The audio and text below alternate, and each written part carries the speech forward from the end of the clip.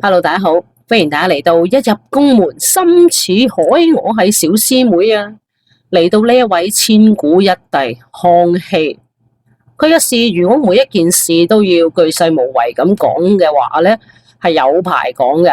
佢在位60幾年，發生過無數嘅事件，三藩之亂啦、征討加爾丹啦、收復台灣啦，仲有佢嗰班仔喺度搞事咧吓，九子奪嫡嘅事件啦，仲未計啲妃子啊，大哥有排講啊！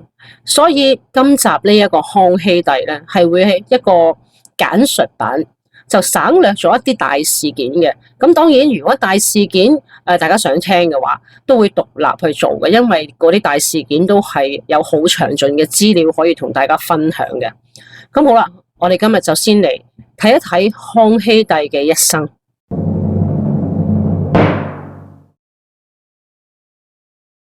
順治11年3月18號，玄燁就喺紫禁城嘅景仁宮裏邊出世啦。佢阿媽係佟佳氏，係漢軍奇人淘沙額真同陶賴個女。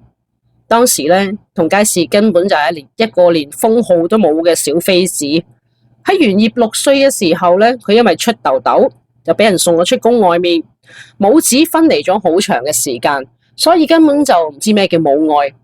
咁而當時咧，順治一心都喺董鄂妃身上啦，即係其他妃子咧，基本上就係純粹攞嚟瞓嘅，即係叫開枝散葉啦。咁真真正正得寵嘅係得董鄂妃一個啫嘛。咁佟佳氏根本上透明添啦。咁佟佳氏都透明啦，玄燁就當然係冇得到任何嘅關注啦。咁到好翻啦，痘痘咁啊，翻到去親人身邊啦，就喺8歲嘅時候，順治就走咗啦，喪父。咁11歲嘅時候就阿媽都走埋，咁所以佢嘅童年生活一啲都唔幸福。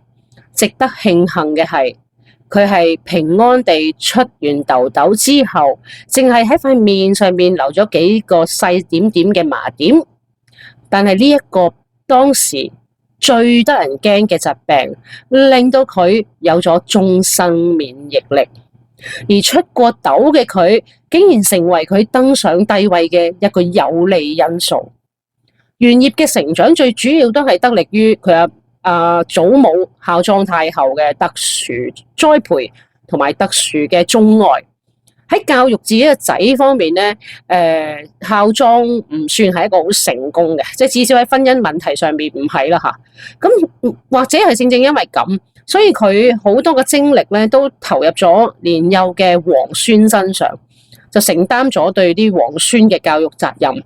當時康熙細細個嘅時候咧，五官端正，雙目有神，口齒清楚，舉止莊重。孝莊就認為你個靚仔一定有出息，所以咧對佢花咗好多嘅心思，好多嘅心血去教玄燁點樣做人，點樣為政。正如玄燁自己都講啊，朕自幼會學步能言事，即奉聖祖母慈訓。孝莊對於玄燁嘅慈愛關懷咧，其實都同樣嚴厲嘅，唔係縱容嚟嘅，因為佢所有嘢咧都要玄燁去按規矩、按禮儀而行，所有嘢唔可以做錯嘅，做錯我就會鬧你噶啦。咁尤其是係喺政務方面啦，孝莊都會係指點佢啦，話俾佢聽用咩方法，等佢學識佢點樣處理各種唔同複雜嘅問題。咁所以呢一個祖母啊，對於玄燁嚟講係一個非常重大嘅影響，係幫助咗佢同推動佢去完成一代偉大嘅事業嘅。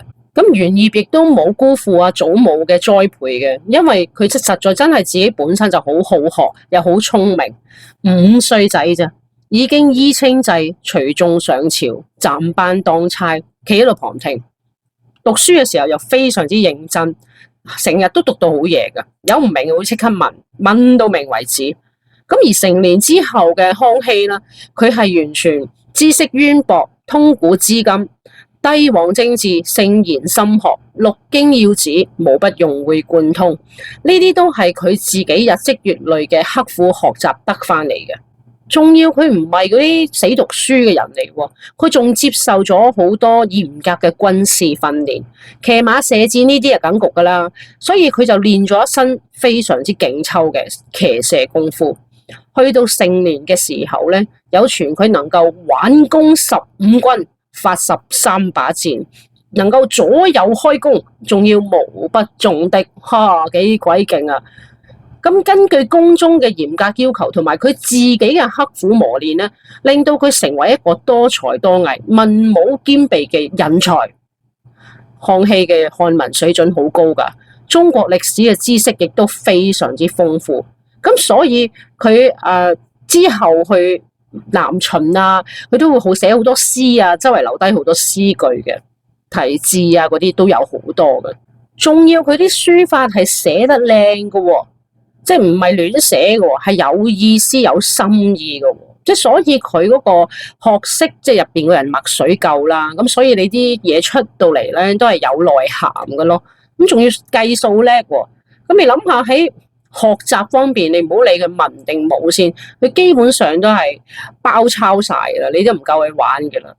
頭先都講啦，康熙係勁抽㗎嘛，射箭即係騎射功夫了得啊嘛。佢晚年嘅時候咧，同自己嘅近身侍衛講咧，話佢由細個到而家老咗，我用烏槍弓箭射死135隻老虎，熊有20隻，豹有25隻，鹿有14隻，狼就96隻，野豬132隻啊！跟住其他嗰啲，唔計啦，嗰啲雀啊，嗰啲嘢唔計啦，咁同個侍衛講啊，可能係因為晚年嘅時候咧，即係嗰啲叫咩啊，懷緬過去常陶醉啦，就話自己最勁抽嘅時候，一日咧就可以射死318隻鹿，哇！可以講咧，康熙係清朝裏邊咁多個皇帝喺知識上邊，或者係喺博覽群書上邊，我諗佢都係一等一噶啦，因為佢連水利工程啲嘢都知，佢6次江南巡視啲河道嘅工程啊，對每一項嘅水利工程都能夠作出具體嘅指示。你諗下佢喺個皇宮入邊大嘅啫嘛，出邊嘅世界係點樣，佢都唔係話真係勁清楚噶嘛。哇！但係佢一睇就知道點搞呢單嘢，咁所以。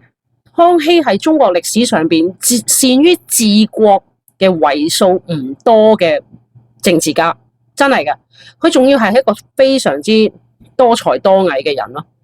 即係佢除咗即係讀好多書之外啦，咁佢仲要自然科學啊、天文歷法啊、物理地理啊、耕種農學啊、醫學啊、工程啊呢啲嘢咧。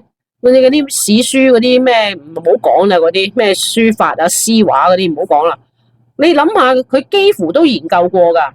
佢寫咗80-90篇關於自然科學嘅論著，親自審定咗好多歷史方面嘅書籍，仲精通多種民族語言。你點夠去玩啊，大佬？而康熙咧喺細個嘅時候咧，已經顯示到佢係同一般僆僆唔一樣嘅。咁佢5歲就已經隨眾上朝喺度聽啦嘛，旁聽啊嘛。6歲嘅時候咧，同埋佢自己阿哥福全、細佬阿上陵一齊入宮拜見順治，父皇同你請安啊！咁請完安之後咧，阿順治就循例都問下啦，問下啲仔點啊？你有咩志向啊？寫個我的志願嚟睇下。咁當時上陵得個3歲人仔，梗係唔知係講乜啦，識玩泥嘅啫嘛。咁而家福全咧就係庶妃所生嘅，即係年紀大啲，咁但係個地位都係低嘅。咁佢戰戰兢兢咁答：要做一個燕王。咁而家玄燁咧就好大聲咁答，佢答嗰8個字，你就知道呢條友仔真係不同凡響。佢話：我願效法父皇，勤勉盡力。哇！6歲人仔講呢啲嘢喎，大哥。最終2年之後，呢個人小而志大嘅僆仔，終於如願以償。其實康熙作為順治帝嘅第3個王子啊，雖然大王子死咗，咁但係仲有2王子福全噶嘛，即係頭先嗰個我要做個燕王嗰個。咁你按照大細長幼排序，你點都輪唔到康熙啊。咁但係呢個時候，湯若望講咗一個冇人可以反駁到佢嘅理由，就係話玄燁出過天花，而出過天花之後，佢有終身嘅免疫力，唔會再出噶啦。福全未出過噶，你難保以後佢唔會出噶。咁為咗保證國家將來唔會因為皇帝突然間病逝而出現動亂嘅話，應該就要揀阿阮燁嚟做皇帝啦。湯若望嘅呢一番說話，改變咗成個中國歷史。所以咧，順治帝喺臨終之前咧，就接受咗湯若望呢一個意見啦，咁亦都聽咗阿孝莊嘅意見嘅，咁就立咗第三子袁業繼位。按照順治嘅遺詔咧，阿袁業係應該持服27日，息服即皇帝位，即係要可能守孝最少27日咁樣啦。咁但係輔政大臣就話：嘿，神器既已猶歸，天位不宜久曠為理由，堅持要皇太子即時登位。於是喺順治死咗之後嘅第3日，8歲嘅袁業就喺佢阿祖母孝莊親自主持底下喺太和殿登基，成為清朝入關之後第2位皇帝。清廷頒詔天下，改次年為康熙元年。康熙嘅意思為安定太平。康熙登咗位之後咧，阿祖母孝莊太皇太后就問佢啦：你做咗皇帝之後，想有咩作為啊？康熙就答：唯願天下義安，生民樂業，共用太平之福而已。哇！孝莊聽到，好，就係孺子可教，就更加咧喺身邊扶持住阿康熙，對佢非常之關愛啦。不過咧，當時嘅中國咧，雲貴兩廣福建嘅三藩勢力不斷咁膨脹，農民軍嘅餘部仍然活躍喺川鄂嘅地方，東南有鄭成功，漠西漠北嗰個蒙古咧，都仲係要觀察下，要加強下管理。咁另外經過連年嘅征戰咧，經濟又蕭條啦，百業待興。雖然順治帝已經係有盡力改善噶啦，咁但係都未達到富國民強嘅程度。再加上沙俄侵軍不斷咁騷擾東北嘅邊境，葡萄牙侵佔澳門，荷蘭人侵佔台灣，西班牙、英法殖民地都開始向東南沿海地區去滲透。如果要實現太平嘅話咧，呢一個安定嘅理想都唔係一件易事嚟嘅。咁新繼位嘅幼主得8歲嘅康熙，欽宗已到院。咁佢當時係有內大臣索尼、蘇克薩克、阿必龍同埋鰲拜去輔政嘅。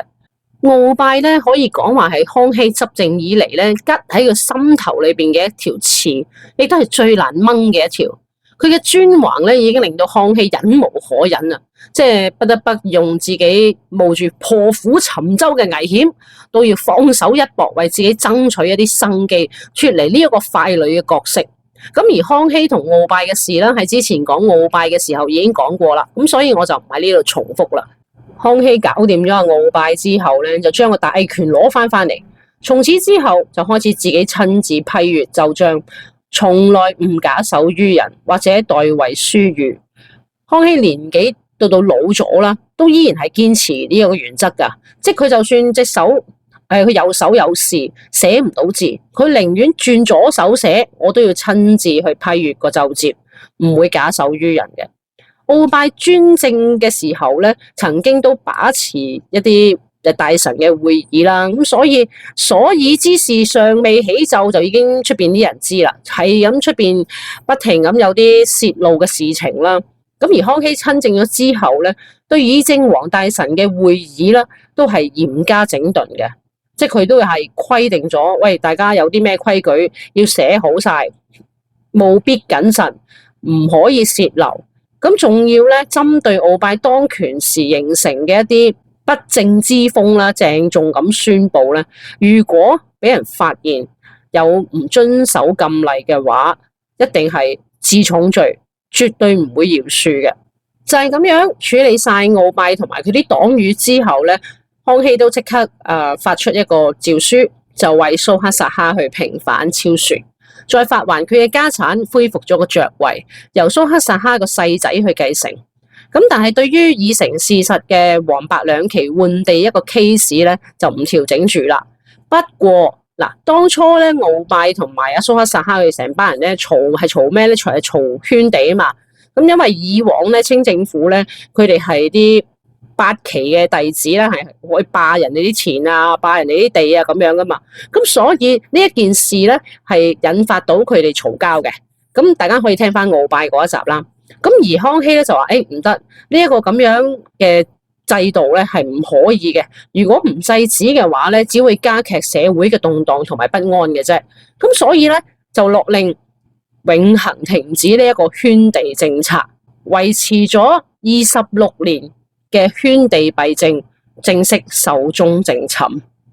而之後咧喺呢一單案件裏邊被冤殺咗嘅蘇納海啊、朱昌作啊嗰啲，全部咧都為佢哋平反咗，即係將佢哋嘅家人啦都照顧得好好。即係呢個康熙嘅處理方法，我覺得係雖遲，但係亦都係一個佢能夠喺當時做到最好嘅嘢咯。咁有好多嘅新改革啦、新嘅措施出咗嚟之後咧，大清就開始進入由亂入治嘅新時期。不過喺清政府定鼎北京之後咧，因為經過長期嘅征戰啦，同明朝啊打咗啊嘛，跟住又有要鎮壓各地嘅一啲起義同反抗啦，咁啊討伐咗吳三桂嘅背叛啦，咁又征討咗嘉爾丹啦，又收復埋台灣啦，咁清政府先至能夠鞏固咗佢嗰個全國嘅統治嘅。就係因為咁多事發生，年年戰亂，造成人口大量嘅減少，好多嘅土地咧都係好多錢又冇人耕咁樣啦，咁地區啊、經濟啊各樣嘢都好蕭條嘅，咁令到社會上面咧懷念明朝勢力嘅人士咧依然健在，咁所以戰爭結束之後嘅首要任務咧就係迅速咁恢復翻個國家嘅發展啦，同埋生產力啦，去爭取翻個民心，即係唔好懷緬過去啦。明朝係唔好噶，你而家聽我，咁我一定要俾啲甜頭你，或者我係提出一啲好嘅政策，你先會聽我講噶嘛，係咪？咁所以康熙諗到一條計，因為康熙知道咧喺清初嘅時候，黃河係已經開始不斷咁有缺口啦，咁而嗰個地方河流眾多，縱橫交錯，情況好複雜嘅。咁河水亦都經常氾濫，令到沿岸人民咧帶嚟一個巨大嘅災難同損失。唔單止對黃河流域嘅經濟發展咧係有一個破壞性嘅作用，仲直接影響住清政府至關重要嘅漕糧運輸。因為清政府咧每一年係要喺江南通過運河水道去運400萬石嘅糧食去到京師，俾皇室啦、京城嘅官宦啦、駐京嘅騎兵去用嘅。咁如果個漕運受阻嘅話咧，成個京城就會一片混亂。所以康熙親政之後咧，即刻將河務、漕運列為一個同三藩咁一樣咁重要嘅頭等大事。恢復生產、安撫人心嘅關鍵就係喺度治理嗰條黃河啦。由康熙23年1684年到康熙46年1707年，佢6次南巡，親自去巡視黃河嘅河工，賑濟當地嘅災民，籠絡一啲漢族嘅士紳啦，咁令到咧佢治國安邦嘅呢一個措施咧係有好大嘅成效嘅。去到康熙61年11月13號晚，69歲嘅康熙帝喺暢春園龍御賓天，大家可以睇下賓天嘅記錄嗰幾隻字。呢個網絡好似好平淡咁樣，係咪？隱藏住一宗歷史嘅疑案。自從康熙47年開始，皇太子第一次被廢，繼而發生九子奪嫡，宮廷之中暗流湧動。最終號稱天下第一閒人嘅四阿哥雍親王脫穎而出，幾乎係所有人嘅意料之外。自此之後咧，關於雍正帝嘅皇位來路不正嘅講法層出不窮，而圍繞住呢一個中心論點，又生出無數個講話係雍正為達目的不擇手段嘅呢啲講法啦，甚至連康熙嘅死啊，都係因此而未能夠蓋棺論定，反而引出咗有關於雍正係唔係即係叫弑父奪位嘅爭論啊。康熙帝一生奔波勞碌，由8歲一個人仔開始上位做咗皇帝，駐鰲拜平三藩，收台灣於南海，退沙俄於東北，一生文韜武略。到咗50而知天命嘅年紀，康熙本來以為而家四海初平，霸業初定，於是陸下江南享清福。點知禍起於蕭牆之內，唔爭氣嘅太子胤禩廢而復立，立而復廢。咁呢個儲位呢，究竟俾邊個呢？就真係未知，所以引發咗九子奪嫡嘅事件。咁康熙帝就有治國平天下嘅雄才大略，但係呢，就齊家不得已，個個王子呢喺度鬥智鬥勇，喺度搞三搞四，咁難免令到佢心情鬱悶，元氣大傷，疾病纏身。嗱，呢一點咧喺清聖祖實錄有明確嘅記載嘅，就話康熙47年冬天之後咧，康熙嘅健康狀況咧就開始轉差啦。具體嘅症狀咧有心悸啦、成日頭暈啦、腳有水腫啦或者手震啦咁樣。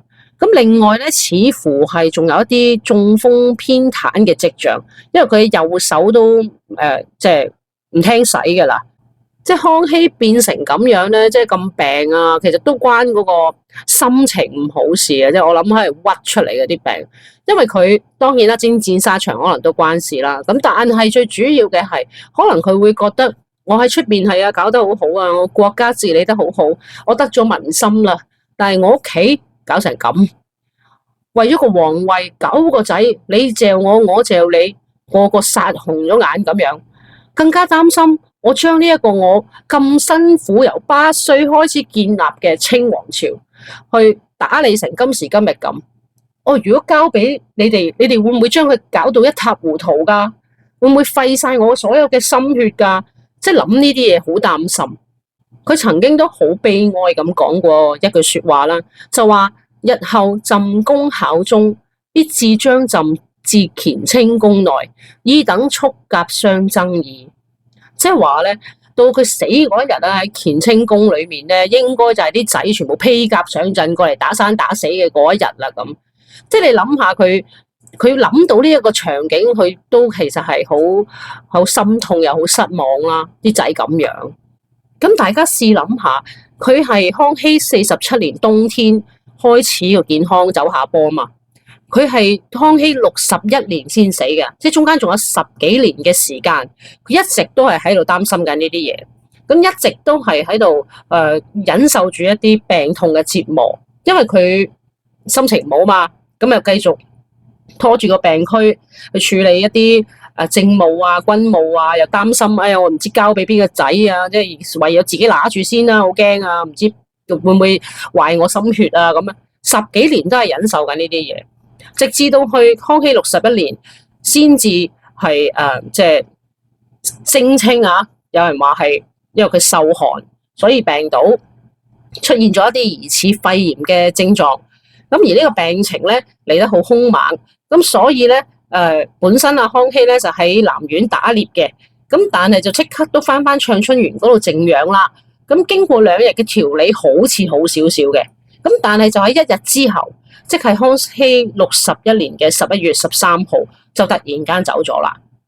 咁喺康熙帝生命最後嗰幾日嘅至緊要嘅關頭，未來嘅雍正皇帝，當時嘅雍親王4阿哥喺度做緊咩呢？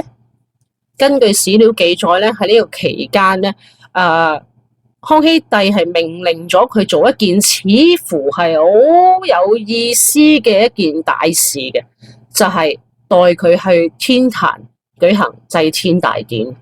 古人有云：國之大事，為治與雍。由代行做呢個祭天大典嘅呢一單嘢裏邊咧，似乎可以諗一諗，康熙帝係咪對呢一個4阿哥係都有信任嘅咧？9個裏面都知道佢係互相嚼緊對方噶嘛，咁但係你又揀咗阿石老四出嚟幫佢祭天喎，大事嚟噶嘛，係咪？再加上值得注意嘅係，康熙帝喺駕崩當日咧，喺病榻上面都召過3次嘅雍親王入宮嘅。咁根據清聖祖仁皇帝實錄裏邊記載咗以下嘅呢一段字：咁由呢一段字記再嚟睇咧，呢一日康熙帝嘅病情似乎係好似穩定翻，即係甚至乎係一度好轉添。咁而雍親王都走嚟盡孝啦，望落好似即係父慈子孝咁樣啦，冇乜嘢啊咁。咁但係到傍晚時分就發生巨變啦。咁喺現代嘅醫學角度嚟講咧，康熙帝直接嘅死因應該就係長期嘅一啲心腦血管疾病加肺炎嘅刺激底下咧，突然間發作。